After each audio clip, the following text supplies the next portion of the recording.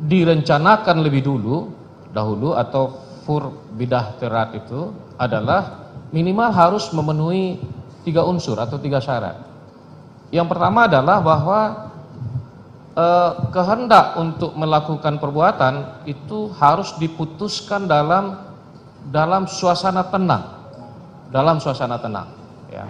Apa sebenarnya yang dimaksud dengan makna berencana ini dan apa ukuran-ukuran kriteria sehingga kita bisa mengkualifikasikan bahwa ini adalah bagian dari unsur berencana? Silakan, Prof. Baik, mohon izin yang mulia. Pembentuk undang-undang ternyata tidak menjelaskan makna dari frasa direncanakan lebih dahulu atau fur bidah terat itu. Nah, oleh karena itu pada ketika pembentuk undang-undang tidak merumuskannya, maka tentu kita harus melihat ke dalam teori atau pendapat dari para ahli terkemuka.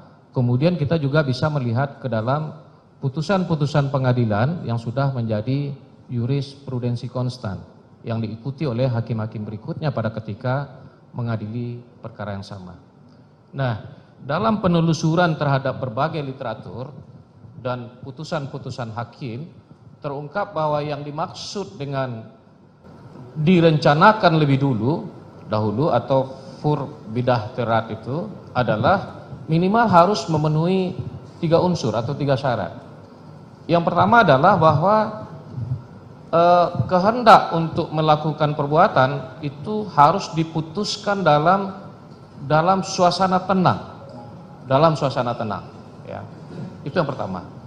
Kemudian yang kedua, antara timbulnya kehendak dengan pelaksanaan perbuatan sebagai manifestasi dari kehendak itu harus ada waktu yang cukup yang bisa digunakan oleh si pelaku untuk merenungkan, mempertimbangkan dan sebagainya, apakah dia akan kembali untuk tidak melakukan kejahatan yang bersangkutan. Artinya ada waktu yang cukup. Nah, barangkali nanti mungkin perdebatannya terkait dengan suasana tenang dan waktu yang cukup itu.